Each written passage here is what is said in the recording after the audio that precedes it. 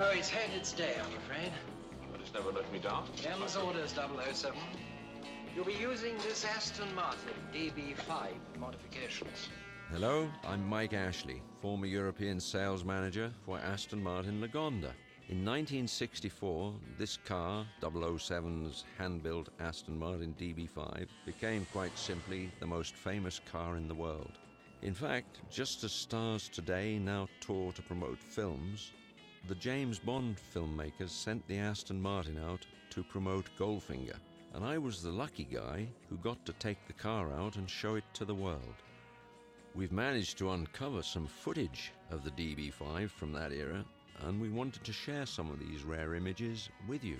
The world first became familiar with 007's gadget-laden car during the week of the world premiere of Goldfinger in London. This footage was shot on a day when we invited all the press out to get familiar with the car. As sharp-eyed viewers should be able to tell from the differences in the interior switches, our mechanics had re-engineered the gadgets on the vehicle, turning it into a promotional car outfitted especially to show at public events. The press also got to see some of Q's devices that are not featured in the film, like the radar scanner, hidden in the wing mirror, the telephone in the driver's side door, and the tray under the driver's seat for holding a hidden gun. On the day of the film's premiere at the Odeon, Leicester Square on September 17, 1964, the BBC ran this report with Kenneth Alsop showing the features of the db5. Wimbledon Common doesn't seem the likeliest place for car deals, but he was where he said he'd be, and with that sleek grey rocket ship. It began to seem like a very reasonable, straightforward deal. No questions asked, of course. All he'd said on the telephone was that he was going to make me an outstanding, not-to-be-repeated offer. A straight swap of my E-Type for an Aston Martin db5. Also, he said, the db5 had some accessories and special gear he thought would appeal to me. He gave me a demonstration of some of these extras, little embellishments that showed that the owner was a real car enthusiast with a taste for individual luxury. For example, that push-button rotating number plate, to make the driver feel completely at home, whether in Britain, Switzerland, or France. Then the extending overriders, back and front. Not exactly for ramming other cars, but for nudging them over a bit when you're short of parking space. Just for a second, I was a bit less sure about those twin Browning machine guns that slid out of the blinker apertures. I didn't see an immediate, everyday use for them, except perhaps for giving the odd traffic warden a quick burst. But I must admit that I was straight away sold on those two very handy gadgets hidden in the rear fins. That funnel for pumping oil under the wheels of those rotten drivers who always stay right on your tail, and the shower of tin tacks on the other side for the really stubborn road hogs. There was another notion I took to, that tire slasher on the near side rear hub to discipline drivers who sneak into a parking space just ahead of you. And there was that steel screen that rose out of the boot to protect the rear window. Bulletproof, the dealer said amusingly. I thought the radar screen disguised as a radio was rather natty, and its scanner hidden in the wing mirror. In fact, altogether I was really taken with the car. There didn't seem any need to hum and haw, so we clinched the deal on the spot, and off he drove in my old E-Type, which now frankly seemed pretty bare and unimaginative.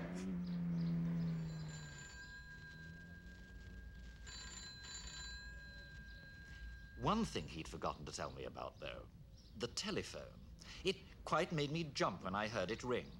I didn't suppose for a moment the call could be for me, but whoever it was on the other end seemed to have a message intended just for me. The message was about yet another bit of equipment I'd not yet seen.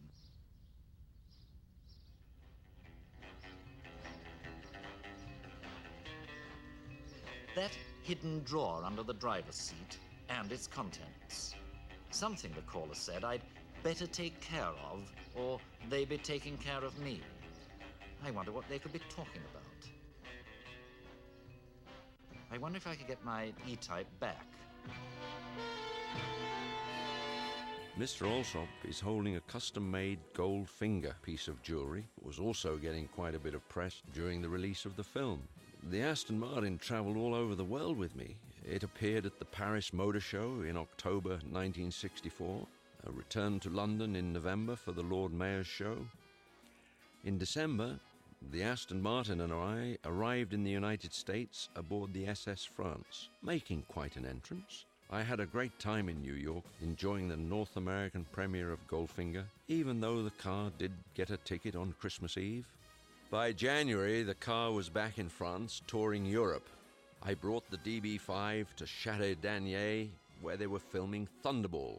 It appeared at the Paris Goldfinger premiere and went on to tour all around Europe, including traveling through Germany and Switzerland with Mr. Goldfinger himself, Gert Frobe. Showing off the car was one of the greatest experiences of my life. I went to Hollywood, displaying the vehicle at Grauman's Chinese Theatre. I flew across the country to the New York Auto Show, where it was featured in this newsreel footage. James Bond's Aston Martin found itself the top attraction. Everybody wanted to see how the awkward passenger can be shot into space. Also, the other devices by which a bad time is had by all who seek the blood of 007. The car not only starred in 2 007 films, but also in a number of commercials. This one, for Burton Slacks, offers only a brief glimpse of the car. The James Bond 007 Slacks, only at Burton. Simon Eye's Car Wax, on the other hand, was eager to take advantage of the db5's status. Simon Eye's wax protection against road chemicals, fumes, rust, corrosion. That can do a car in before it's quite paid for. How do you get this protection? Vista Cleaner Wax. Vista cleans, shines, protects in one step. Protects edges of doors, fenders, chrome, full works. Give your car Simon Eye's wax protection with... Sorry, old girl, wrong button. With Vista One-Step Cleaner Wax from the Simon Eye's chaps. I went with the db5 to San Francisco, Portland, Seattle. I took 007's Aston Martin down to the famed Grand Prix race at Laguna Seca, where it appeared as the pace car, driven by Jackie Stewart with my girlfriend as the passenger. The police staged a James Bond contest in Philadelphia, and I later went to Miami, causing problems with the smoke canisters again. Everywhere I went, I was wined and dined and given the royal treatment, all because of Bond. Even a year and a half after its debut, the car was still attracting crowds. On April the 4th, 1966, we were privileged when Queen Elizabeth and the Duke of Edinburgh visited the Aston Martin Lagonda Motorworks. The Mayor of Buckingham escorted the Queen and Duke on their brief visit to the county. The Aston Martin works were included in the Whirlwind Tour. Here are produced the ton-plus cars dear to the heart of fast motorists throughout the Western world. The only possible objection to these cars is that some of us can't afford one. Exhibit 1 here is the James Bond car, lethal front, back or inside. Ian Heggie, 6-year-old son of the works manager, demonstrated a model of it. It was presented to the Queen for Prince Andrew. Number plates to fool spies. Smersh will be giving Windsor Castle a wide berth, and will pay everybody there to be on their best behavior.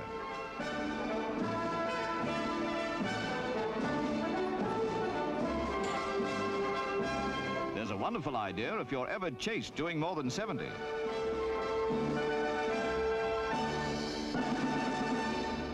The Mini Aston Martin became a legend in itself and has appeared on a number of British television programs over the years, including this May 1985 edition of the children's show Blue Peter. This special version was made in 1966 for Prince Andrew when he was 6 years old, and it was made by Andy Chapman and the same team that developed the full-size car for the James Bond movie. It's all electric and it's full of lots of special features that would help any secret agent get out of a tight squeeze. For instance, there's front and rear overriders that push out from the bumpers, a sheet of armor metal plating that rises up to protect James Bond's back from his enemies, while at the front, twin machine guns emerge, ready for action. Terrific. It's been very well kept by Prince Andrew, and he must have been really sorry to grow too big for it. And I'm very sorry as well that I'm too big for it. But someone who isn't is 4.5-year-old Matthew Turner. What do you think of the car then, Matthew? It's fabulous, isn't it? Well, let's see if we can give you a ride inside. You're all set to go, and we've even got some special music for you. So have fun.